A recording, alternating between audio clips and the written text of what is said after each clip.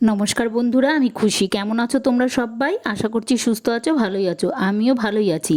আমার আরও একটি নতুন ব্লগে তোমাদের সবাইকে অনেক অনেক স্বাগত জানাই। ঘড়িতে এখন সময় সকাল 9টা। আর দেখো আজ রবিবার, তাই যতটা সম্ভব একটু আগেই ভাগেই রান্নাটা আমি করার চেষ্টা করছি। কেননা বাইরে একটু কাজকর্ম তো জমে গেছে, প্রচুর জামা কাপড় হয়েছে, 3-4 দিন মতো আর কি জামা কাপড় কাচা হয়নি সেইগুলো আর কি। তো যাই হোক, কাচা হয়নি তার কারণ ওই হাতটা একটু কেটে গিয়েছিল সেদিন ঘাস তুলতে গিয়ে, তাই আর কি কাচা হয়নি। তো এখন হাতটা ঠিক আছে, তো জামা কাপড়গুলো আজকেই কেচে নেব। অন্য সময় দেখো সব কাজ স্টপ করে রাখা যায়, কিন্তু এই রান্না নামক এই কাজটা স্টপ করা যায় না, কেননা পেটটা মানবে না। তাই একেবারে রান্নার দেখিয়ে আজকের ব্লগটা শুরু করছি। আজ কিন্তু সমস্ত সবজিপাতি কাটাকাটি করে গুছিয়ে তারপরে রান্নাটা চাপিয়েছি। আর দেখো প্রথমেই আমি পুঁই শাকটা চাপিয়ে দিলাম। আমি কিন্তু পুঁই শাকে সমস্ত রকম সবজি অ্যাড করি, যেমন কুমড়ো, আলু, রাঙা আলু, পটল, ঝিঙে, এই সব কিছু। কুমড়োটাকে সরিয়ে রেখে পুঁই শাকের সঙ্গে সব সবজিগুলো আমি প্রথমে একটু ভাপ দিয়ে নিই, পরে তেলে শুকনো লঙ্কা আর পাঁচফোড়ন দিয়ে শাকটা দিয়ে একটু ভাজা ভাজা করে এতে টমেটো কুচি আর জিরে গুঁড়ো, লঙ্কা গুঁড়ো দিয়ে জমিয়ে কষিয়ে তারপরে নুন, হলুদ, কাঁচা লঙ্কা এগুলো তো আছেই, এগুলো দিয়ে অল্প একটু জল দিয়ে ঢেকে পরে থকথকে হয়ে এলে মিষ্টি ছড়িয়ে নামিয়ে নিই। আমি তো এইভাবেই করি। তোমরা কিভাবে করো একটু জানিও তো, তাহলে অন্যরকম পদ্ধতিটাও জানা থাকলে আমার ভালোই হবে। এক এক দিন এক এক রকমভাবে খাওয়া যাবে। তো যাই হোক, আর দেখো কী বীভৎস গরম পড়েছে, সহ্য করার মতো নয়। তাই পাখার নিচের থেকে একটু যদি এদিক ওদিক সরানো যায় নিজেকে, তাহলে দেখো ঘেমে নিয়ে একেবারে স্নান করা। রান্নাঘরে ঢুকলে তো কথাই নেই, গা দিয়ে অঝরে টপ টপ করে ঘাম পড়ে। আর আজ দেখো 3-4 দিন হয়ে গেছে চাল এনেছে, তা সময় করে উঠতেই পারছি না যে চালের ড্রামে চালটা ঢালবো। তাই আজ পণ করেছি কাজটা আমি আজ করবই। তাই রান্না সারতে সারতে চালটাও মানে বাটি দিয়ে কেটে কেটে ড্রামে ভরছিলাম। কিছুটা বাটি দিয়ে ভরে তারপরে বস্তা ধরে ঢেলে দিলাম, কারণ বস্তাটা তো ছোটোই ছিল। ছোট বস্তা খুব কমই আনে, সবসময় 50 কেজি চালের বস্তাই আনে। আরও একবার এনেছিল ছোট বস্তা। তো যাই হোক, চাল ভরা কমপ্লিট করে আবারও রান্নায় ঢুকলাম। রান্না করব কি, মানে গা দিয়ে দেখো কীভাবে ঘাম পড়ছে, আর ঘাম মুছতে আমি ব্যস্ত না পেরে দেখো আমি ওই কী সব বলছিলাম। আর দেখো পুঁই শাকটা নামিয়ে আমি কাটি কচুটাকে আগে একটু ভাপ দিয়ে নিয়েছিলাম, সেই কচুটাকেই তেলের মধ্যে ছেড়ে কষাচ্ছিলাম একটু জিরে ফোড়ন দিয়ে। আর এই কাটি কচুর সঙ্গে আলুও দিয়েছিলাম। আলু আর কাটি কচুটা ভালো করে কষিয়ে তারপরে জল দিয়ে ঢেকে দিয়েছিলাম বেশ কিছুক্ষণের জন্য। মানে এটা রাখতে হবে, তার কারণ হচ্ছে গাটি কচুটা তো ভীষণ শক্ত টাইপের হয়, যার জন্য গাটি কচুটা অনেকক্ষণ মানে ফোটাতে হবে, ফুটবে, এই জন্য ঢেকে রেখেছিলাম। আর এই ফাঁকে আমি পনিরের টুকরো, মানে পনিরটাকে নিয়ে পনিরের টুকরো ছোটো ছোটো করে কেটে নিয়েছিলাম পনিরটাকে।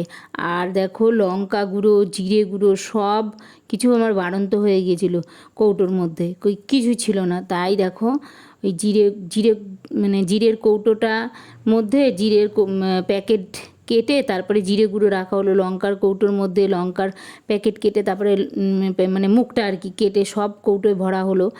আর দেখতেই পাচ্ছ ছাতুটাও আমি কেটে ছাতুটাও ঢেলে নিলাম।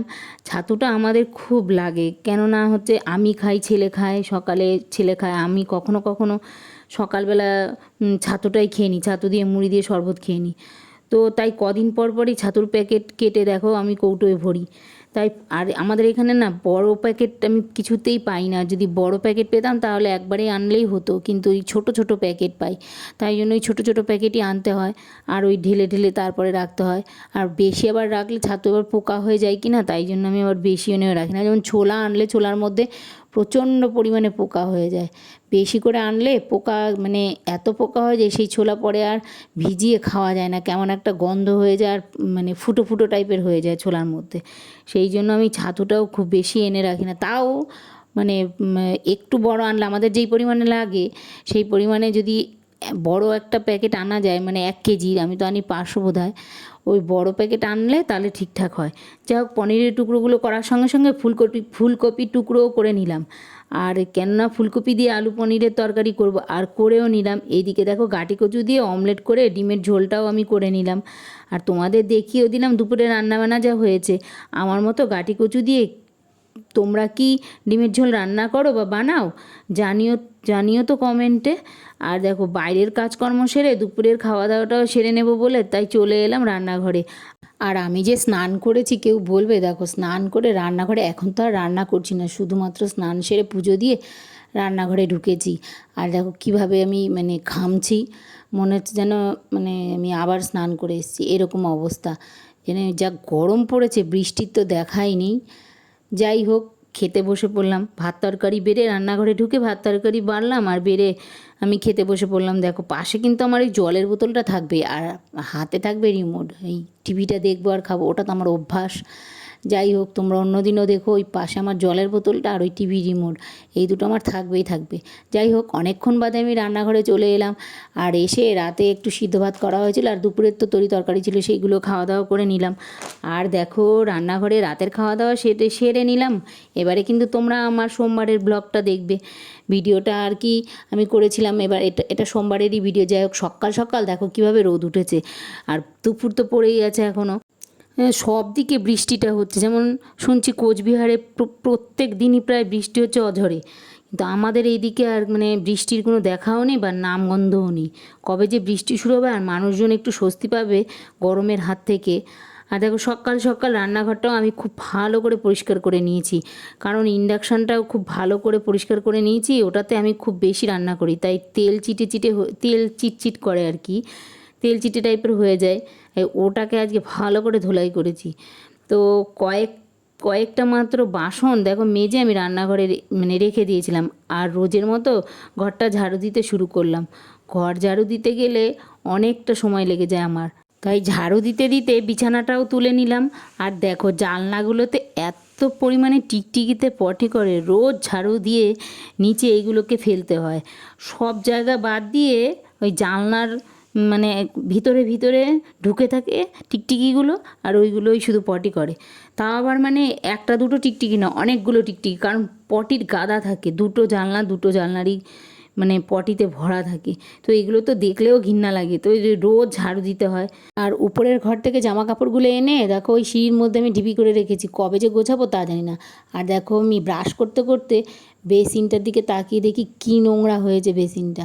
কদিন পর পরই পরিষ্কার করি, কিন্তু তবুও সাদা তো ওই জন্য বোধ হয়। যাই হোক, আমি দেখো ওই হারপিক দিয়ে সুন্দর করে পরিষ্কার করে নিলাম বেসিনটা। এখন দেখো কত সুন্দর পরিষ্কার লাগছে দেখতে। আর দেখো এইদিকে আমি চাল ভিজিয়ে রেখেছিলাম, বিরিয়ানির চালটা ভিজিয়ে রেখে তারপরে আমি সকালের খাবার খেতে বসেছিলাম। সকালের খাওয়াটা শেষ করে কিন্তু আমি চলে এসেছিলাম রান্নাঘরে, কারণ অনেকটা সময় লাগবে টিরিয়ানি করতে, তো অনেকটা সময়ের মানে ধাক্কা। তো সেই জন্য আমি রান্নাঘরে ঢুকে গেলাম।